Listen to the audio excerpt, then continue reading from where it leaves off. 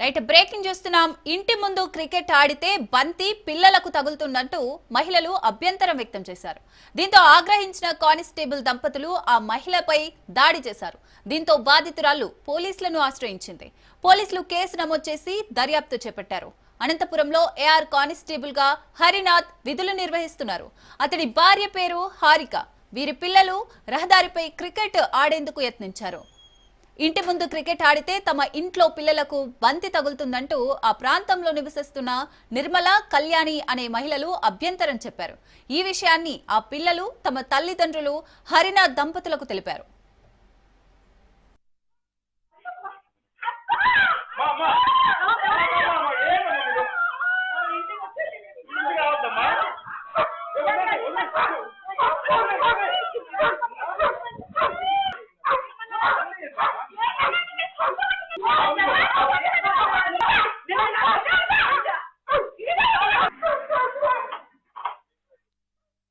ఈ విషయం తెలుసుకున్న హరినాథ్ భార్య హారిక ఆగ్రహంతో ఊగిపోయింది. ఇంట్లో ఉన్న కళ్యాణిని బయటకు లాక్కొచ్చి ఆమెపై హారిక దాడి చేసింది. పోలీసులకు ఫిర్యాదు చేసినా తనపై మరోసారి దాడి చేశారంటూ కళ్యాణి దంపతులు ఆవేదన వ్యక్తం చేశారు. అందులో భాగంగా పోలీస్ స్టేషన్ వద్దకు వారు పురుగుల మందు డబ్బాతో సహా చేరుకొని ఆత్మహత్య యత్నానికి ప్రయత్నించారు. దీంతో ఏఆర్ కానిస్టేబుల్ హరినాథ్, అతడి భార్య హారికపై పోలీసులు కేసు నమోదు చేసి దర్యాప్తు చేపట్టారు. అయితే ఈ దాడికి సంబంధించి దృశ్యాలు అక్కడి సీసీటీవీ కెమెరాలో రికార్డ్ అయ్యాయి. వాటిని పోలీసులు పరిశీలిస్తున్నారు.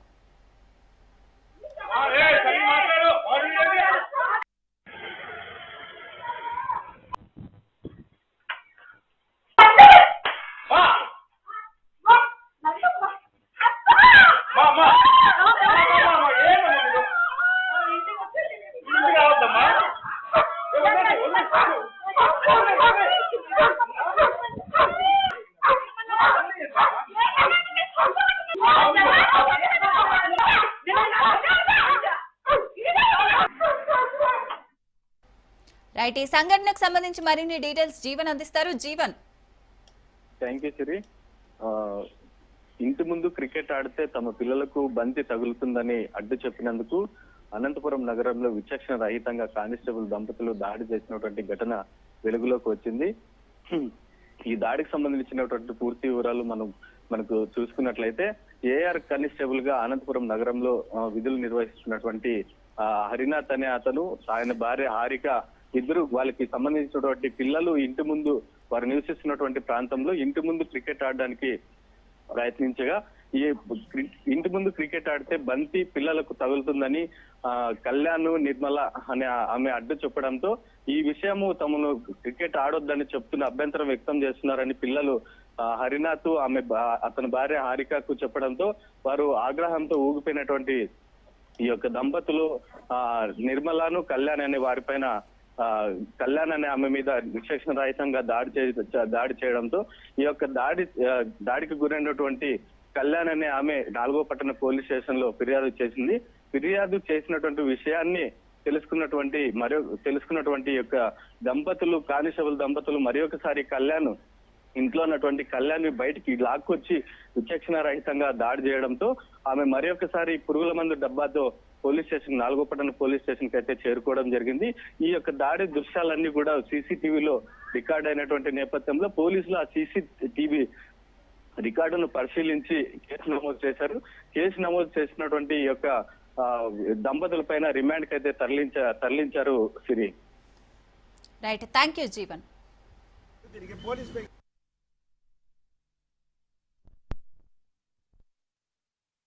వైఫ్ ఒకటే నేను గొడవ పెట్టుకోవాలంటే నేను కూడా ఇంట్లోనే ఉంటాను.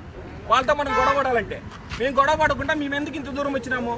సార్ వాళ్ళ మీద నమ్మకంతోనే కదా, సార్ వాళ్ళ మీద నమ్మకంతోనే కదా. మీరు ఏదో వాళ్ళని కొట్టడానికి ఏదో మనుషులు ఒక నిమిషం, నేను కళ్యాణంలో అంటే నేను ఎట్లా మనుషులు చూపిస్తాను సార్? మీరు చెప్పింది మీరు బట్టలు తీసుకోవడానికి వస్తే ఒక నిమిషం కానిస్టేబుల్ సార్లు వచ్చి బట్టలు తీసుకొని పోయినారు నిన్న.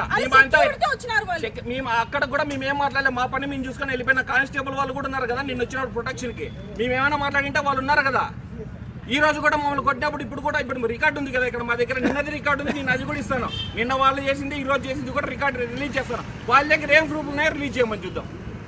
అంటే గవర్నమెంట్ తరఫున ఉంటే అంటే మామూలు మా ఇట్లా సామాన్యులు బతికేయలేదా? అంటే డిపార్ట్మెంట్ వాళ్ళు అయితే మనం ఏమో చెప్పులతో కొట్టినా కూడా పట్టించుకోబోతుందండి నేను. నిన్న ఎంత నీట్గా నీ నీటికి వచ్చినప్పుడు కూడా చెప్పినాను సార్కి. ఈడ ప్యాంటు ఉప్పి చూపిస్తాడు ఒక ఆయన. అంటే ఇక సామాన్య ప్రజలు ఎట్లా బతికేది? ఎట్లా బతికేది సార్? నేను ఇప్పుడు రమ్మని చెప్పండి. లేదు అట్లా కదా మేడం, మీరు అట్లా కదా. వైఫ్ ఒకటే నేను గొడవ పెట్టుకోవాలంటే నేను కూడా ఇంట్లోనే ఉంటాను. వాళ్ళతో మనం గొడవ పడాలంటే మేము గొడవ పడకుండా మేమే.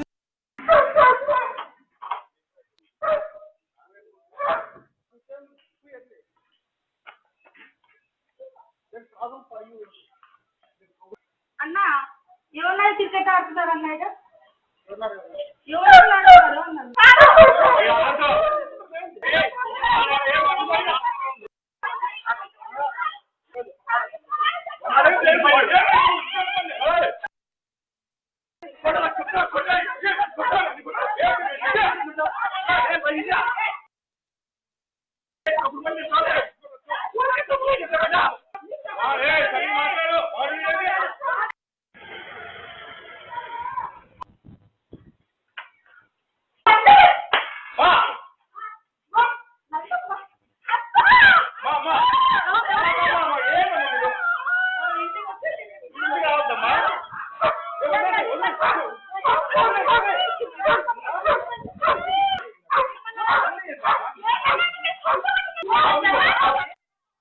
మా అధ్యక్షుడు మంచు విష్ణును ఎమ్మెల్సీ బల్మూరి వెంకట్ కలిశారు.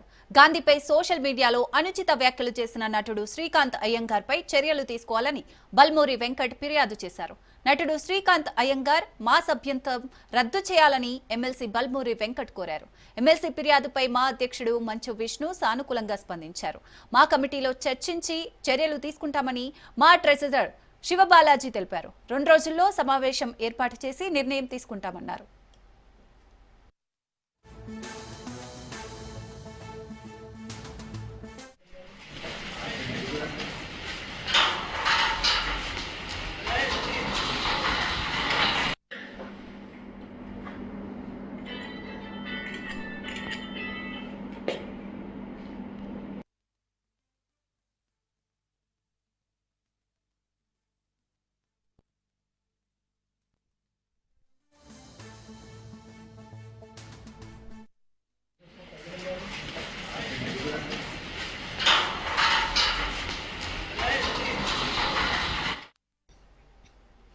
మా అధ్యక్షుడు మంచు విష్ణును ఎమ్మెల్సీ బల్మూరి వెంకట్ కలిశారు. గాంధీపై సోషల్ మీడియాలో అనుచిత వ్యాఖ్యలు చేసిన నటుడు శ్రీకాంత్ అయ్యంగార్పై చర్యలు తీసుకోవాలని బల్మూరి వెంకట్ ఫిర్యాదు చేశారు. నటుడు శ్రీకాంత్ అయ్యంగార్ మా సభ్యత్వం రద్దు చేయాలని ఎమ్మెల్సీ బల్మూరి వెంకట్ కోరారు. ఎమ్మెల్సీ ఫిర్యాదుపై మా అధ్యక్షుడు మంచు విష్ణు సానుకూలంగా స్పందించారు. మా కమిటీలో చర్చించి చర్యలు తీసుకుంటామని మా ట్రెజరర్ శివబాలాజీ తెలిపారు. 2 రోజుల్లో సమావేశం ఏర్పాటు చేసి నిర్ణయం తీసుకుంటామన్నారు.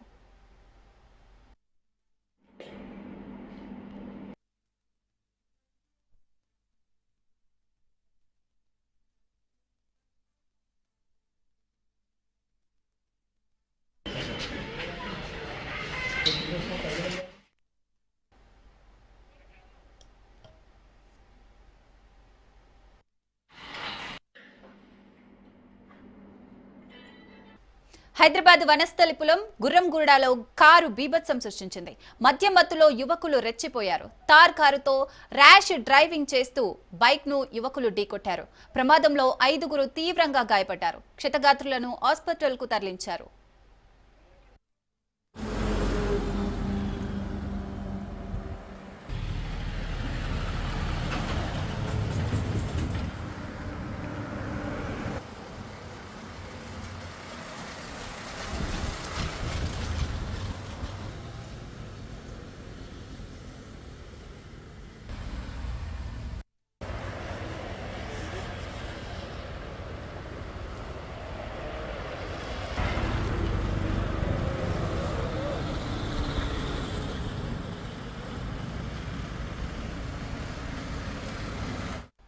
కడప జిల్లా వేంపల్లి అరుణ ఆసుపత్రిలో సిజేరియన్ల దందా నిర్వహిస్తోంది. సీజ్ చేసిన ఆసుపత్రిలో ఆర్ఎంపీ సిజేరియన్లు చేస్తున్నారు. అనుమతులు లేకుండా నిర్వహిస్తున్నారని నెల రోజుల క్రితం డిఎంహెచ్ఓ ఆసుపత్రిని సీజ్ చేశారు. గుట్టు చప్పుడు కాకుండా ఆసుపత్రిలో సిజేరియన్లు చేస్తూ RMC Vijay Kumar red handed గా దొరికారు. ఆపరేషన్ థియేటర్లో అనుమతులు లేకుండా 2 గర్భిణీ స్త్రీలకు సిజేరియన్లు చేస్తున్నట్లు గుర్తించారు. ఆర్ఎంపీపై వైద్య అధికారులు పోలీసులకు ఫిర్యాదు చేశారు.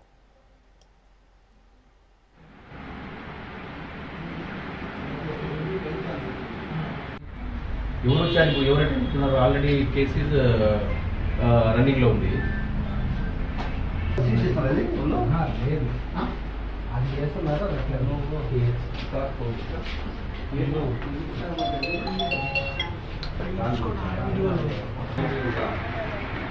చెప్పేసి ఎవరు లేదు కదా మరి చేసే వాళ్ళు ఎవరు లేదు కదా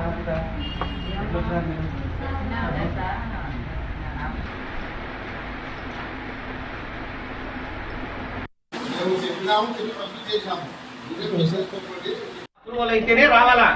మొత్తం ఆల్రెడీ మొత్తం ఒక సెటప్ అంతా మీ వాళ్ళే ఇచ్చినారు. రిజెక్ట్ చేశారు అది పైన. రిజెక్ట్ కాదు, మళ్ళీ అప్లోడ్ చేస్తే మళ్ళీ అప్రూవ్ చేస్తాం. మళ్ళీ మేము వచ్చేసి అన్ని కరెక్ట్ ఉన్నాయని ఇచ్చిన తర్వాత మీరు అప్రూవ్ చేసుకోవాలి. వచ్చేవాళ్ళకి టైం పడుతుంది కదా, ఆ టైంలో మీరు మళ్ళీ ఇంకోసారి వచ్చి అడిగితే ఏం చెప్పాలి సమాధానం? మేము అది అసలు యాక్సెప్ట్ చేయము. అప్లై చేయకుండా ఉంటే మీరు బాధపడాలి. అన్ని అప్లై చేసినాము, ఆల్రెడీ మొన్ననే ఈ డెలివరీ కేసులు కానీ అవన్నీ కూడా చేయకూడదని చెప్పిపోయాము. ఉంది, బయోమెడికల్ ఉన్నాయి, అన్ని ఉన్నాయి, బెడ్స్ ఉన్నాయి, ఫెసిలిటీస్ అన్ని ఉన్నాయి, ఫోటోలతో సహా విషయం కాదు, నార్మల్ డెలివరీ చేశారు లేదు, చేసేదానికే లేదు. ఆల్రెడీ మొన్న క్లాసికల్ గా మీకు స్ట్రిక్ట్ గా ఇన్స్ట్రక్షన్స్ ఇచ్చి పోయినాము. అయినా మీరు కండక్ట్ చేస్తున్నారంటే అది ఏమని అనుకోవాలా? డెఫినెట్ గా మీ ఫైల్ ఎఫ్ఐఆర్. సార్ వచ్చేసి పూర్తిగా క్లోజ్ చేయమని చెప్పాడు మాకు. ఇప్పుడు కాదండి, ఇప్పుడు కాదు, ఇంతకుముందు యాక్ట్ తో సహా సార్కి చూపి యాక్ట్ లీట్లు మాకు అవసరం లే. ఇప్పుడే నేను డిఎంఏ తో సార్ కాల్ చేశాను. నేను చేయొచ్చు అని చెప్పాను. ఇంతకుముందు కూడా అడిగి అది పూర్తిగా హాస్పిటల్ మొత్తం క్లోజ్ చేసేస్తాం. ఈరోజు వేంపల్లిలో ఎటువంటి అనుమతులు లేనటువంటి అరుణ హాస్పిటల్ ని సందర్శించడం జరిగింది. ఆల్రెడీ ఒక నెల క్రితము ఈ హాస్పిటల్ ని మేము సీజ్ చేయడం కూడా జరిగింది. అయినప్పటికీ కూడా ఎటువంటి పర్మిషన్ లేకుండా మళ్ళీ సీజ్ చేసినటువంటి హాస్పిటల్ ను ఓపెన్ చేసుకొని ఈ రోజు ఇద్దరు గర్భవతులకు కూడా కాన్పులు చేస్తూ ఉన్నారనేటటువంటి విషయము మా దృష్టికి రాగా వెంటనే మేము 7 నుంచి 7:30 ఆ ప్రాంతంలో పోలీసు శాఖ వారు వాళ్ళ యొక్క సహకారంతో మళ్ళీ మేము అక్కడికి వెళ్ళేసి విజిట్ చేయగా ఇద్దరు మహిళల్ని అక్కడ కాన్పు చేస్తూ ఉండడం మేము గమనించాం. స్ట్రిక్ట్గా కూడా చెప్పడం జరిగింది, ఇది పద్ధతి కాదు. తర్వాత మా పై ఆఫీసర్ అయినటువంటి డిఎంహెచ్ఓ సార్ గారికి కూడా చెప్పడం జరిగింది. సార్ గారు కూడా ఇమ్మీడియట్గా స్పందించి దీని మీద ఖచ్చితంగా త్రిసభ్య కమిటీని వేసేసి ఎంక్వైరీ ప్రాపర్గా జరిపి ఆ హాస్పిటల్ను వెంటనే మూసివేయాలని కూడా చెప్పడం జరిగింది. కల్తీ మద్యం కేసులో ట్విస్ట్ చోటు చేసుకుంది. ప్రధాన నిందితుడు జనార్దన్ రావు ఫోన్ గురించి ఆరా తీశారు పోలీసులు. అయితే ఆఫ్రికా నుంచి వస్తుండగా ఫోన్ పోయిందని జనార్దన్ తెలిపారు. జనార్దన్ పేరుతో మరో సిమ్ తీసుకునేందుకు పోలీసులు ప్రయత్నాలు చేస్తున్నారు. జనార్దన్ ఫోన్ కాల్ డేటా కనుక్కోవడానికి అధికారులు ప్రయత్నాలు చేస్తున్నారు.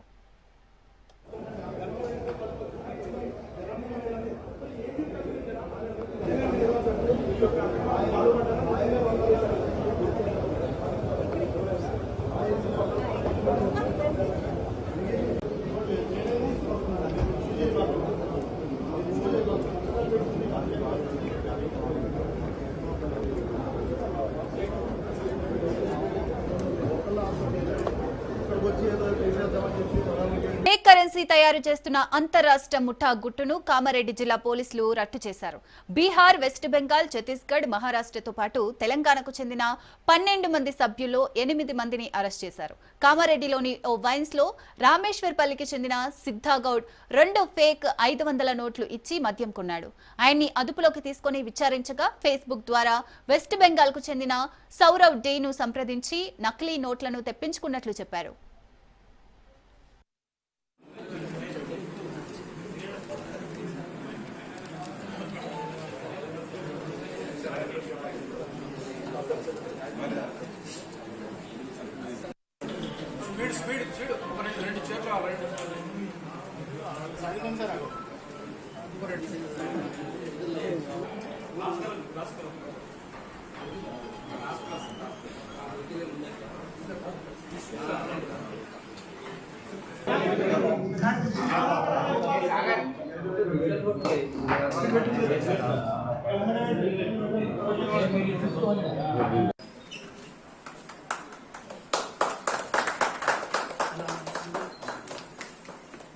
శ్రీనివాస్, రాజేందర్,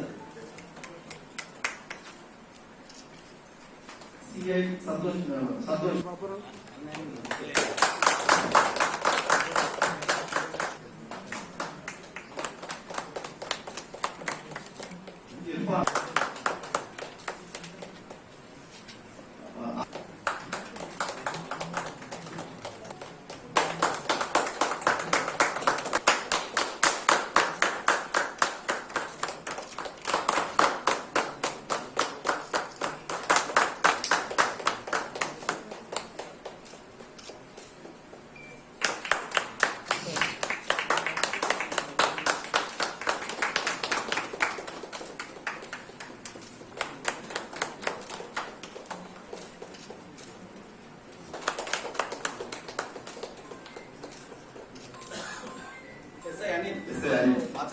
లీడ్ చేసింది.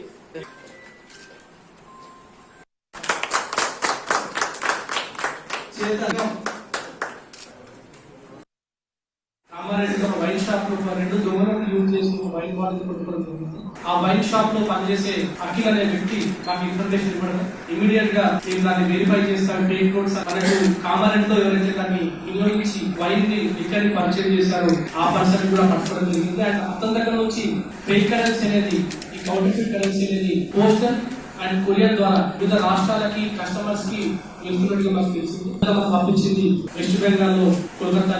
ఆ కోల్కతాలో ఆ పర్సన్ దొరకడం జరిగింది. ఆ పర్సన్ దగ్గర ఇన్ఫర్మేషన్ తీసుకుంటే ఆ పర్సన్ కేవలం ఓన్లీ దీన్ని ఫేస్బుక్ లో పబ్లిసిటీ చేసే ఏజెంట్ ఉంటుంది. ఫేస్బుక్ లో మల్టిపుల్ గ్రూప్స్ క్రియేట్ చేసేసి కరెన్సీని సర్క్యులేట్ చేయడం, కరెన్సీ సెకండ్ కరెన్సీ అని అండ్ డాలర్ కరెన్సీ అని చెప్పేసి చిరిగిపోయిన రోడ్లు మళ్ళీ ఎక్స్చేంజ్ చేస్తారని చెప్పేసి ఇలా డిఫరెంట్ గ్రూప్స్ వాళ్ళు క్రియేట్ చేసుకుని ఫ్రెండ్ రిక్వెస్ట్ అందరికీ పెడతారు. ఇంట్రెస్టెడ్ వాళ్ళు ఎవరన్నా వాళ్ళ కాంటాక్ట్ చేస్తే ఇతను ఆ కస్టమర్స్ కి 1:2 రేషియోలు, అంటే ₹1,00,000 2,00,000 ఫేక్ కరెన్సీ, అంటే ₹1,00,000 ఫోన్ పే చేయించుకొని 2,00,000 ఫేక్ కరెన్సీ ఇతను DTDC కొరియర్ ద్వారా లేదా ఇతర కొరియర్ ద్వారా పంపడం జరుగుతుంది. ఈ సౌరభ్ డే కి సోర్స్ కనుక్కుంటే మనకి ఇతనికి 2 చోట్ల నుంచి ఇతనికి వస్తూ ఉంది ఈ ఫేక్ కరెన్సీ. ఒకటి కోల్కతాలోనే పండిత్ అనే వ్యక్తి దగ్గర నుంచి, ఇంకోటి గ్వాలియర్ దగ్గర నుంచి వస్తున్నట్టు తెలుస్తుంది. కౌంటర్ ఫిట్ కరెన్సీని ప్రింట్ చేస్తున్నాడు అతను దొరకడం జరిగింది. అండ్ ఆ బీహార్ లో అతను ఉన్న చోటు కూడా చాలా బాధున్న ప్రాంతంలో దావత్ పోలీస్ స్టేషన్ లిమిట్స్ లో అతని ఇంటి వద్ద అపహరించడం జరిగింది. అతని దగ్గర నుంచి కూడా చాలా ఇందులో ఉన్న చాలా మెటీరియల్ 80% ఆఫ్ ద మెటీరియల్ తీసి అతని దగ్గర చేయడం జరిగింది. అతను ఒక గవర్నమెంట్ టీచర్, బీహార్ గవర్నమెంట్ లో గవర్నమెంట్ టీచర్. శక్తి సదన్ నిర్వాహకురాలు మూలే సరస్వతమ్మ సంచలన వ్యాఖ్యలు చేశారు. తాను అవినీతి చేసినట్లు చెప్తే అందుకు కలెక్టర్లు, జడ్జీలు కూడా బాధ్యులవుతారని కామెంట్స్ చేశారు. భారతరత్న మహిళా మండలి నిర్వహిస్తున్న 2 శక్తి సదన్లలో అవినీతి, అక్రమాలు జరిగాయని రాష్ట్ర మహిళా కమిషన్ నివేదిక ఇచ్చింది. సదన్లకు రిలీజ్ చేసిన ఫండ్ రికవరీ చేయించాలని ప్రభుత్వానికి సూచించింది. ఈ విషయంపై సంచలన వ్యాఖ్యలు చేశారు మూలే సరస్వతమ్మ. మహిళా కమిషన్ చైర్మన్ రాయపాటి శైలజ ఏం చేసుకున్నా ఇబ్బంది లేదని ధీమా వ్యక్తం చేశారు. మీడియా ముందుకు రావద్దని కలెక్టర్ చెప్పారంటూ వితండవాదం చేస్తోంది.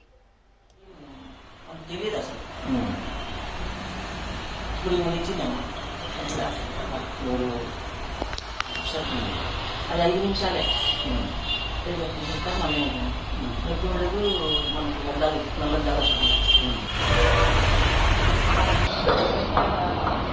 చేసినట్టు ఉంటాయి కదా.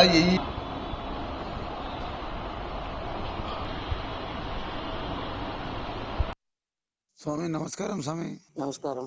స్వామి మొన్న వచ్చినాం చూడు స్వామి మీ హాస్టల్ కు. చెప్పండి. రాజ్ న్యూస్ స్వామి. చెప్పండి స్వామి. అదే మీది కొద్దిగా రాయపాటి శైలజ మేడం వివరణ ఇచ్చింది, కొద్దిగా మీ వివరణ కోసం స్వామి. అదే డబ్బు అయిపోయింది, అవసరం లేదు సార్, ఇచ్చేసేయండి.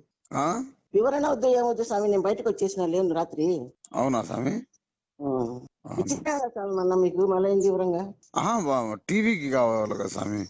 టీవీకి ఇచ్చినారు కదా మీరు, టీవీకి ఇచ్చినారు కదా. టీవీకి ఇచ్చినాం స్వామి. మళ్ళా మీ వివరణ మేడం వివరణ ఇచ్చింది కదా.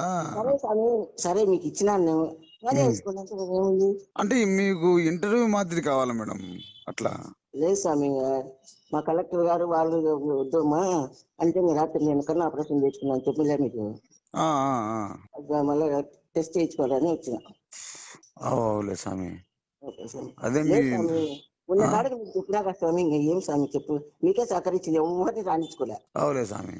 అదే మీ ఇంటర్వ్యూ కోసం చిన్న ఇంటర్వ్యూ కావాల్సింటే మేడం స్వామి. ఇచ్చినా కదా స్వామి, అందుకే టీవీకి ఇవ్వాలి స్వామి. మామూలుగా ఇచ్చినారు, చెప్పినారు, మామూలుగా టీవీకి చెప్పాలి కదా స్వామి. అందుకు దానికైనా స్వామి, నేను ఇబ్బందులు ఉన్నప్పుడు ఇంక ఇబ్బంది వద్దు స్వామి, మీరు అర్థం చేసుకోండి. స్వామిలో ఉన్నారు, అర్థం చేసుకోండి స్వామి. ఇంకన్నా ఆపరేషన్ చేసుకొని చెప్పినామన్నా, లైజర్ ట్రీట్మెంట్ చేసుకున్నాను. అవులే స్వామి. చెకప్ కనే వచ్చినా మరి నేను.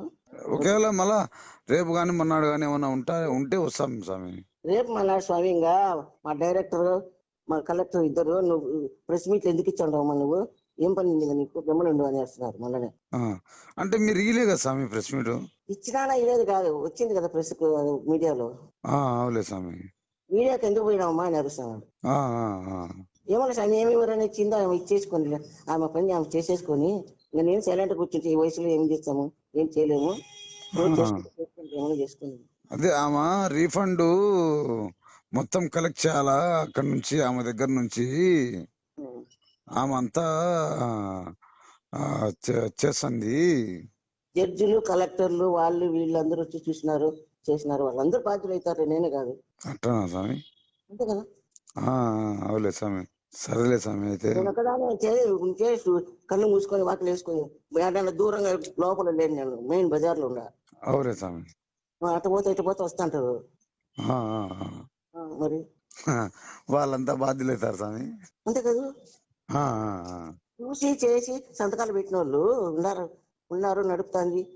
ఈ మీటింగ్ ఉంది, ఆ మీటింగ్ ఉంది, ఇది నేను చేస్తాంది, ఈ పిల్లలకి ఇది చేసింది, ఈ ట్రైనింగ్ ఇచ్చింది, వీళ్ళకి ఇది ఉద్యోగం ఇప్పించింది, ఇవన్నీ చూసిన వాళ్ళు లేదని ఎట్లా రాస్తారు ఈ రోజు మళ్ళా? మరి నాతో పని చేసుకున్నారు కదా అంతా. అవులే స్వామి. 425 మందికి నర్స్ ట్రైనింగ్ ఇప్పించిన. అవులే స్వామి. వాళ్ళందరూ జాబ్ వేయించిన స్వామి. మరి అవన్నీ ఓపెన్ అవుతాయి కదా, ఊరికనే కాదు కదా, ఆశమాస కాదు కదా. మీరు బాధ్యులైనా అంటే అందరు బాధ్యులు అవుతారంటారులే. అంతే కదా స్వామి. అవులే స్వామి. ఇప్పుడు నేను పని చేయకపోతే వాళ్ళు చూసి లేకుండా వచ్చి సంతకాలు పెట్టిపోతారా ఆఫీసర్స్?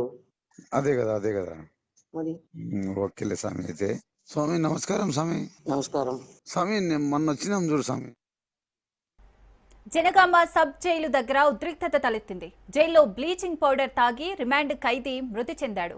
జైలు అధికారులే చంపారంటూ మృతిని బంధువులు సబ్ జైలు ఎదుట ఆందోళనకు దిగారు.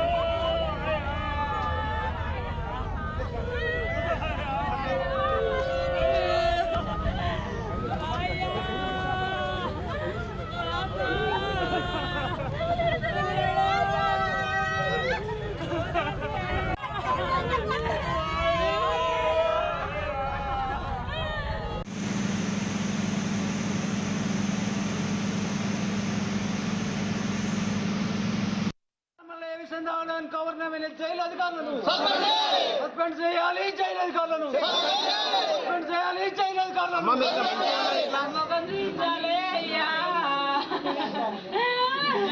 నా ఎద్దరు మంచి తీసుకొచ్చి ఆమె చేసిరు. అయ్యో అయ్యో నా మంచి నాకు కావాలి. అయ్యో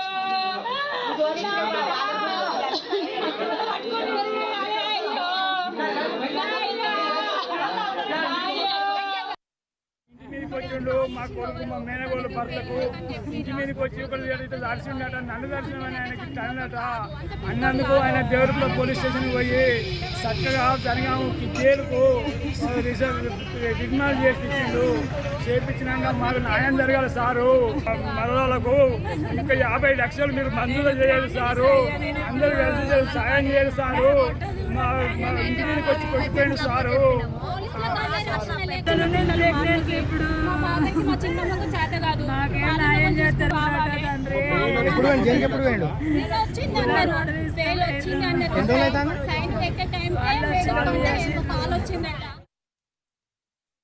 గవర్నమెంట్ హాస్పిటల్కి తీసుకొచ్చాను. మీ అన్నయ్య ఇట్లా పాయిజన్ తీసుకున్నాడని. తీసుకున్న తర్వాత నేను ఫోన్ చేస్తే వచ్చాను. అప్పటికే రక్తం కట్టుకుంటున్నాడు. ఇక్కడనే సీరియస్ అయిపోయినాడు. ఇక్కడనే సీరియస్ అయిన తర్వాత ఎమర్జెన్సీకి రాసిండు. వరంగల్ రాశారు. వరంగల్ రాసేసరికి అప్పటికే రక్తం కట్టుకుంటారు. సార్ సీరియస్ ఉన్నారు, ఏం చేశారు సార్, మీరు ఏం చేశారు సార్ అదని చెప్పి బాగా యాడ్ చేసిన.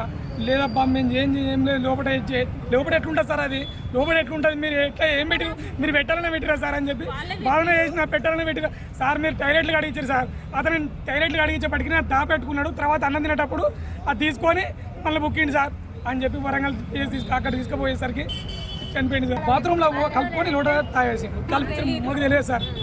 మాకు అన్యాయంగా నిన్న ఐటంగా సార్, నిన్న 2 గంటలకు పోయినాం సార్. అక్కడ 2 గంటలకు నిలబడినాం సార్. వాళ్ళు ఏం చేసారు కదా అన్యాయంగా 2 ఆడపిల్లలు సార్. ఘోరంగా నిన్న నుంచి అన్నం తాగమాగం చేసి సార్ దారుణంగా. రాకుంటే ఊర్లో పెద్ద మనుషులు వాళ్ళనో వీళ్ళనో పిలిచి ఆయన చారనేట ఆయన కూడా మరి అడగాలి కదా, ఎందుకు వస్తలేడు ఆ బ్రహ్మచారి సింగరాజు బ్రహ్మచారి వాళ్ళ ఆకిట్లకు వచ్చి ఆయననే కొట్టి ఇట్లా చేసి వాళ్ళని కేసు పెట్టి ఏం తెలవని వాళ్ళు వాళ్ళకి తెలవక ఏమైందిలే అని అనుకుని తీసుకుపోయారు. మేమైతే మల్లేషన్ అనే వ్యక్తిని పోలీసులకు ఎట్లా అప్పచెప్పామో వాళ్ళు అప్పచెప్పే బాధ్యత ఉంటుందా? పోలీస్ స్టేషన్లో న్యాయం జరగదు, మాకెక్కడ జరుగుతుంది ఈ న్యాయం? స్టేషన్ ఇప్పుడు గవర్నమెంట్ ఉన్నది ఏమిటికి? ఈ స్టేషన్లని వీళ్ళకు లక్షల కోట్ల జీతాలు ఇచ్చి ప్రజల్ని సమాజాన్ని అందరినీ కాపాడుతా అనుకున్నారా? వీళ్ళు ఏమిటికున్నారు? ఒక బీదోని ఏం లేని ఒక బీదోని. టీపీసీసీ చీఫ్ మహేష్ కుమార్ గౌడ్ గాంధీ భవన్ లో మాట్లాడుతున్నారు. లైవ్ లో చూద్దాం. ప్రాముఖ్యత తెలవాలి, దానికి గొప్పతనం తెలవాలి. ఏ రకంగా 2014 తర్వాత ఫ్యాసిస్ట్ బీజేపీ ప్రభుత్వం మోడీ అమిత్ షా నేతృత్వంలో ఈ చట్టాన్ని ఏ విధంగా తూట్టుపడుస్తూ ఉన్నారు, ఏ విధంగా నిర్వీర్యం చేస్తూ ఉన్నారు, ఏ విధంగా ఇది పనికిరాని చట్టంగా చేస్తూ ఉన్నారో ఇది ప్రజలకు తెలవాలనే ఇవాళ మీ ముందుకు రావడం జరిగింది. కాంగ్రెస్ పార్టీ ఈ సందర్భంలో చేస్తున్నటువంటి డిమాండ్లు 2019లో సవరణ చేసి ఇన్ఫర్మేషన్ కమిషన్ యొక్క స్వతంత్రత దెబ్బతీసినందుకు దాన్ని ఇమ్మీడియట్గా పునరుద్ధరించాలి. పాత పద్ధతిన 5 సంవత్సరాల స్థిర పదవి కాలం, రక్షిత సేవా నిబంధనలు కొనసాగించాలి. ఇది కాంగ్రెస్ పార్టీ యొక్క ప్రధాన డిమాండ్. 5 సంవత్సరాలు యథావిధిగా వారికి స్థానాచరణ లేకుండా పరిమితి సంవత్సరకాల చిరకాల పదవికాలం ఉండాలి. వారి వేతనం నిర్ణయించే అధికారం కేంద్ర ప్రభుత్వం వరకు ఉండకూడదు. అదేవిధంగా ఆర్టీఐ చట్టంలో ప్రజాహిత ఉద్దేశం దెబ్బతీసే డిపిడిపి చట్టంలోని సెక్షన్ 44(3)ను పునః పరిశీలించాలి. ఈ చట్టం ద్వారా వ్యక్తిగత సమాచారం తీసుకునే హక్కుని పౌరుడు కోల్పోతున్నాడు కాబట్టి దాన్ని పునః పరిశీలించాలి. కేంద్ర రాష్ట్ర కమిషనర్ ఖాళీలను పారదర్శకంగా సమయపాలనలో భర్తీ చేయాలి. ఇదొక డిమాండు. కమిషన్ పనితీరు ప్రమాణాలు నిర్ణయించి కేసుల పరిష్కార రేటును పబ్లిక్గా వెల్లడించాలి.